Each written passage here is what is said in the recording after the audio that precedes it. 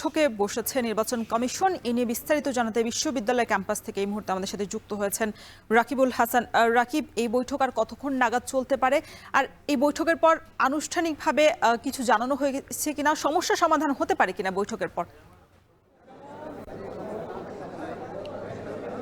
রওশন, মূলত আসলে সমস্যা নিয়েই এই আলোচনা, দীর্ঘ আলোচনা চলছে। আমরা যেটি দেখছি যে নির্বাচন কমিশন প্রথমে আসলে 5টার সময় দিয়ে পরবর্তীতে আবারও 4টার সময় আসলে এই বৈঠক এগিয়ে নিয়ে এসেছে। পরবর্তীতে তখন থেকেই বৈঠক অনুষ্ঠিত হচ্ছে রাজশাহী বিশ্ববিদ্যালয় কেন্দ্রীয় ছাত্র সংসদ রাকসুর যে কোষাধ্যক্ষের কার্যালয়, সেটিতেই মূলত নির্বাচন কমিশনের যে কার্যালয় রয়েছে সেই কার্যালয়ে আমরা আসলে দেখছি এখন, যেখানে আসলে গণমাধ্যম কর্মীদের উপস্থিতি আছে। প্রত্যেকেই আসলে সেটি জানারই অপেক্ষা করছেন যে নির্বাচন কমিশন আসলে মূলত কোন সিদ্ধান্তটি দেয়। কেননা আমরা দেখেছি সারাদিন ব্যাপী বেশ কয়েকটি প্যানেল স্বতন্ত্র প্রার্থী তারা নির্বাচনের পরিবেশ নেই বলে দাবি করেছেন, এবং তারা বলছেন যে যেহেতু আসলে শাটডাউন চলছে শিক্ষক কর্মকর্তা কর্মচারীদের, সেক্ষেত্রে আসলে শিক্ষার্থীরা আসলে ক্যাম্পাসে নেই।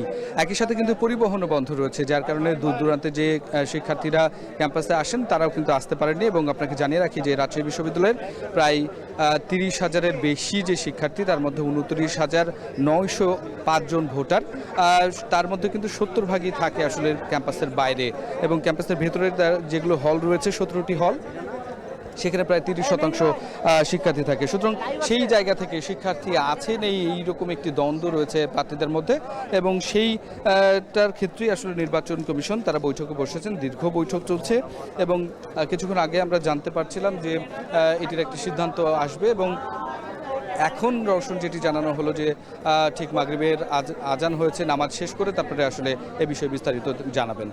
তো আসলে কি হচ্ছে সেটি আসলে তাদের মুখ থেকে স্পষ্টভাবে না জানা পর্যন্ত এখনই বলা যাচ্ছে না। রওশন, এই ছিল আমার কাছে সর্বশেষ খবর।